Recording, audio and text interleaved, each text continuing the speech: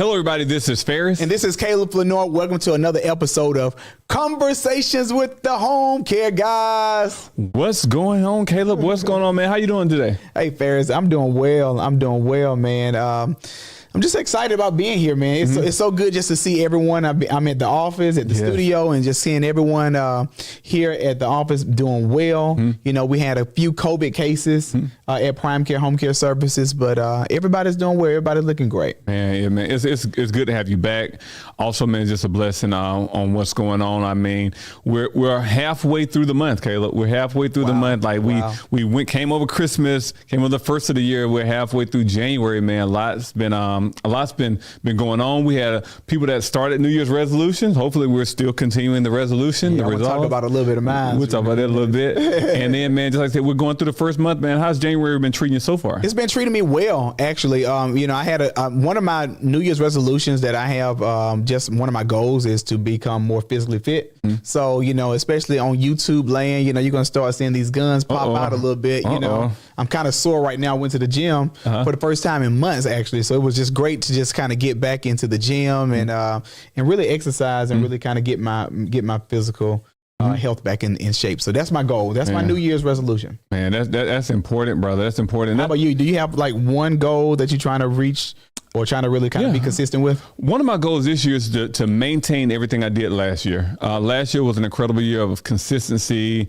communication, of finance, of health, of balance. And so this year is not to go and put another thing on the plate. This year is just to go and maintain it. And so and then to delegate a little bit more. That's another part that I'm working on as well. But man, that's my goal for this year. And that's all I'm saying. I'm not putting no more goals on the table. I'm not trying to do anything else. I'm trying to just maintain the consistency that I had last year. That's good. Maintain. That's what I'm talking about. Well, I do want to talk about, man. I love that jacket, man, that you have, man. It's Dr. Martin Luther King, man. That's a beautiful jacket. Where you get the jacket from? Man, actually, historically Black apparel. So shout out to Historically Black Apparel. Guys, go check them out on Instagram. They have a lot of great apparel. I'm wearing this specifically because we recently just celebrated Dr. King's birthday. Right. And man, the holiday I meant. And then it's just, I thought, I'm like, man, this should be something befitting for that right there. How you like it, man? Hey, Dr. Martin Luther King. You know, and I think that's going to be one of our conversations today, actually. Yes. Well, first of all, the jacket is in your fraternity colors. Yes. Of course, I'm an Alpha. Right. Alpha Phi Alpha. Shout out to those brothers from 1906. Man, it's just amazing brothers as well. And so we're going to kind of talk about some of the things, but we're going to be highlighting this patriot of the justice movement. Yes. So we're going to talk about a little bit Dr. King today. Okay, let's start us off with our title, man. Well, we're gonna start off. You know, our title today is the many qualities of Dr. Martin Luther King's leadership, and so we're gonna talk about leaderships. You know, and I think one of the greatest leaders that we have that walked this planet is Dr. Martin Luther King. Yes. You know, not only was he a avid civil rights leader during the 1960s, but he was a preacher, a speaker at Ebenezer Baptist Church. And so I'm just excited just to talk about his leadership qualities. You know, we read about Dr. Martin Luther King in elementary school and middle school, and we know about the I Have a Dream speech, but not too many people talk about his leadership skills. And so we want to dive in that a little bit today. And hopefully these qualities that Dr. Martin Luther King has will be great qualities that you observe in yourself, especially as you grow your business or even just in life, you know, just kind of get some of those leadership skills that are needed in just everyday life. Exactly. And when I think about Dr. King, Caleb, I think about the many hats that he wore. He was not only a civil rights activist for the civil rights movement, but he was a father. He was a friend. He was a son. He was a pastor. Right. He was so much more than what individuals lead up to just know him as. And I know he had many different sides or many different aspects of his life, but just like I said, his leadership is one thing that we still marvel upon today, because whether we know it or not, some of the same attributes that he led in, some of the same things that we value and we actually utilize in our business as well. So Caleb, but his leadership is something that I just think of. I'm like, man, how can you be so selfless? Right. As a leader, he had every opportunity to go through and actually be selfish and say, you know what, as long as my family's taken care of, as long as I'm eating well, as long as I can go through and do these things, I am mine. I am mine. That's right. He had so many opportunities to do it, but it was always about the change that was coming. And that's true leadership right there. Right. Yeah. I want to talk about, I thank you. You told by really talking about the many hats. I want to talk about like his courage. I think that especially at being an entrepreneur now, like in, just in this new generation, there's different courage. So many people fear opening a business. And I just never feared that. But Dr. Martin Luther King had courage on another level. Yes. Because he was fighting against segregation. Wow. And so I don't know if I was back in that time, like if I would be like the emerging leader of the cause for civil rights to fight against segregation, because, that times, many whites and many people would just hang you or, just kind of do bad things to you, and try to kill you. And so he had courage beyond the scope of anybody, I believe. And so how courageous he was to fight against segregation and to do it non-violently. I think that is commendable. And so Martin Luther King had courage. And I think that especially as we tie this with entrepreneurship fairs, that you have to have courage to step out there. You have to have courage to say, you know what, I want something better for my life, or I want something better for my community. I want something better for my world. And so having that courage is a quality that you have to have as a leader. And when you speak on courage, like that is not the absence of fear, is what we're doing inside of having the fear as well. Because just imagine he was stepping out daily outside of his house, not knowing if he was coming home. Wow. He was stepping out every time he got on the podium to go through and actually give a speech. He became a target. And that's courageous. Just imagine knowing that many people hate your guts, hate the mission that you actually are trying to go through and fulfill. And you're doing it nonviolently. And you're doing it nonviolently. And you get up on the podium, not just you. It's not where everybody's guarding you. It's just you up there by yourself. You are sitting as a lone duck. And just imagine having to go through and articulate. And he was a very articulate man as well. Imagine having to articulate and get the speech out there to go through and encourage the world for change. That takes courage, Caleb.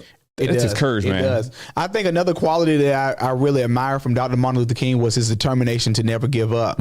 So he had the determination to always fight the good fight of faith and fight with equal rights. And he believed that everyone was created equal, despite the color of the skin and the content of the character. He felt that every American was equal, and that's so true. And so not only was he determined for others in community, but he was determined for his family. He was determined that his kids will live in a world that will be that would not judge them based on their color, but based on their character. Yes. So that determination for him has changed and revolutionized the world, because we as African Americans now, and as different immigrants that come to America, as well as whites, we all live in a world of equality. Yes. And so that's one thing I do admire from Dr. Martin Luther King is determination. There's a great level of determination for fighting for others. And I'm going to go through and wrap that determination back with even entrepreneurship. I think that so many times determination is almost, when I think of determination, I think of the choo-choo train that keeps on chugging. It does not give up. No matter if they're going to the hill and they just have to chug a little bit, that determination keeps you going. One thing that Dr. King really exhibited was determination. And that's one thing that I realized as entrepreneurs as well. We must exhibit that same determination, especially when it comes to the dream that we have. Dr. King had a speech called entitled, "I Have a Dream." Right. The dream that we're living is the dream that he had as well. Right. And so for us to go through and actually be a part of his dream, we have to be determined. Yes. We can't, because he did not give up. He was assassinated untimely, but he did not give it. He was determined to go through and see the fulfillment of his dream. Right. The question is, are you determined to go through and see the fulfillment of your dream? Wow. That's the question. And also, as we talk about, especially being entrepreneurs, being determined, being courageous, you have to be passionate. And so Dr. Martin Luther King was passionate about those different rights and those different issues that we were facing. We were facing about, cost differences, Yes. like, whites getting paid more than blacks. We were also getting about this, the treatment, the unfair treatment. He was passionate about those issues. He was passionate about, why would, a different race drink from a different water fountain and the other race can't drink from the same water fountain. That's amazing. Even riding the bus, sitting in the back. So he was passionate about these issues that we were facing on a day-to-day basis. And so even as an entrepreneur, as we tie into entrepreneurship, you have to be passionate about your dream. You have to be passionate about it. And his passion was so evident that he kept doing it even until his death. Wow. You know, he was passionate about, equality for all, that he did it to his death. So I want to pose a question to you. Are you passionate about starting your business or passionate about going to school enough to fight for it to the death? Hello, my name is Caleb Flanor. I'm the Director of Pediatric Care Services for Prime Care Home Care Services. Have you heard of the Georgia Pediatric Program, GAP? Well, this program provides in-home care services to children with functional disabilities at zero cost to the family. Right, zero cost to the family. Prime Care Home Care Services is a statewide provider servicing all 159 counties in Georgia. If your loved one or your child need in-home care services, please give us a call at 478-345-0523. That's a great question, because when it comes to passion, it actually is doing something in spite of. When I think about passion, I think about Christ. And I think the first word that came out was passion of the Christ. I think about how Jesus came and he had a passion for us. And his passion, like Dr. King, led to him being crucified. Everybody was not a fan of Jesus Christ. Everyone was not a fan of what he stood for. Everyone was not a fan of Dr. King. Right. Everyone was not a fan of what he stood for, right. But their passion was unwavering. Their passion allowed them to go through and fight for the people that even fought against them. That's I don't know if you caught that. Dr. King fought for the equality of everybody, even if they did not like him. We all are actually benefiting from the freedoms that he fought for during his lifetime. And that's the passion that I see, that as entrepreneurs, we have to be passionate about something bigger than what it is right now. That passion has to go through and be large enough so that we can go through and realize that, you know what, despite what it looks like, I'm not giving up on this journey. Despite what it looks like, I'm still going to go through and fight for the freedoms, fight for the dream that's been given to me. And that's one thing that Dr. King was. Dr. King was very passionate about what his mission was, and he knew his mission. And just like I said, like that's just amazing. And his passion is unmatched. It's unmatched. Right. And it's so passion is so deep, Ferris. Passion is so deep. One thing I like about Dr. Martin Luther King is also he was a family man, and so that's one thing. Sometimes we're talking about, especially in business, you get to what a leader knows how to balance themselves. Yes. And so not only did he commit to the cause for the world and in our community, but he committed to the cause for his family. And so he was there for his family. He was there for his wife and his kids. And that's one thing, especially as entrepreneurs, sometimes it's hard to really juggle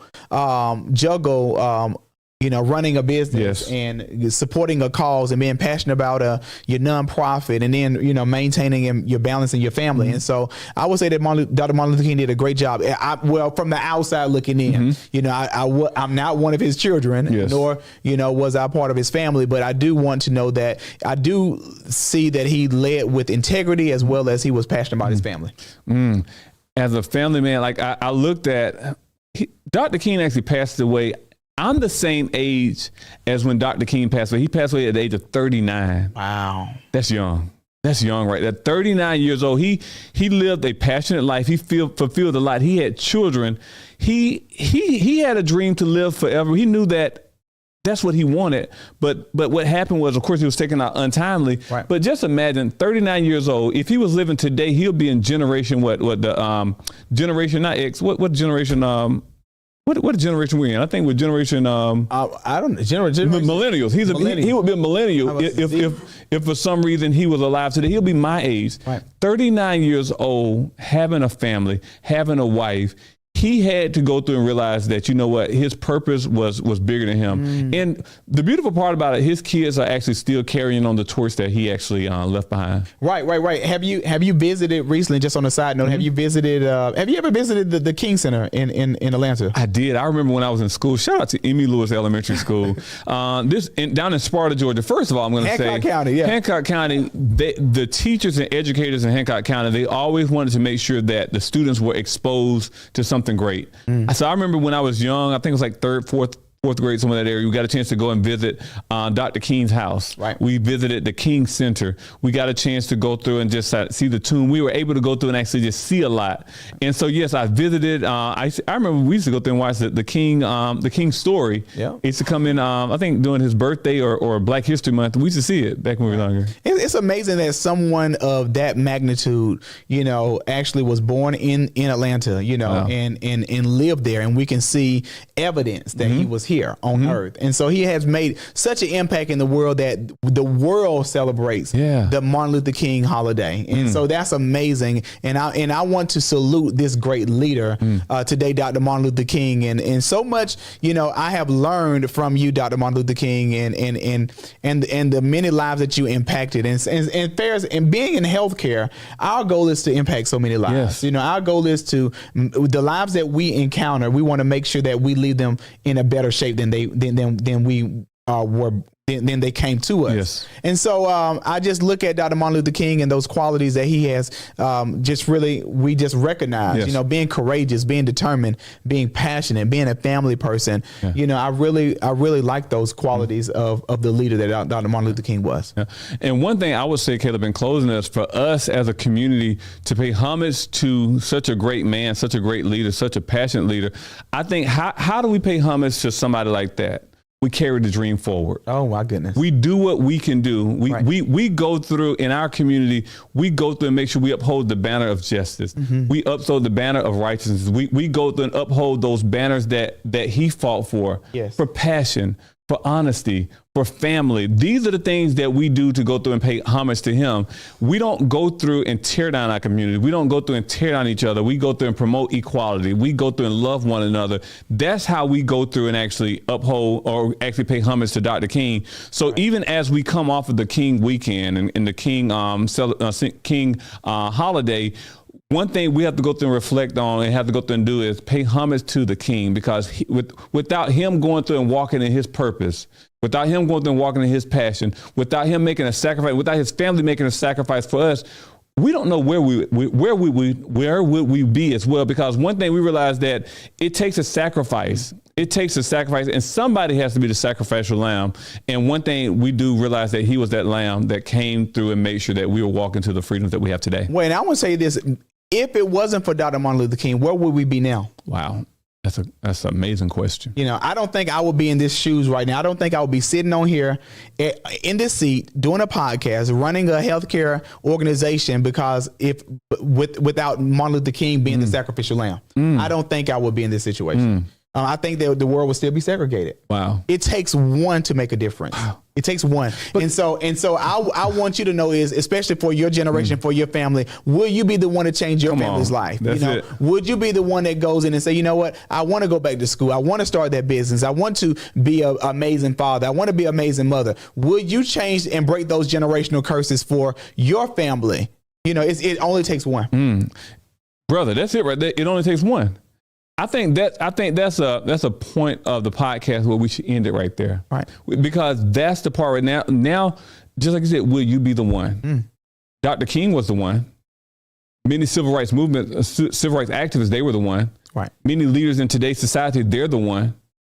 Will you be the one? Will you be the family man? Will you be the business owner? Not blaming it on somebody else. Because Caleb, we can quickly blame somebody else. Right. They didn't do this. Right. I'm not receiving this. But will you be the one to evoke the change that you desire to see? Wow. Dr. Martin Luther King is a true leader. So I hope you took some great notes, and I hope you really enjoyed this episode of Conversation.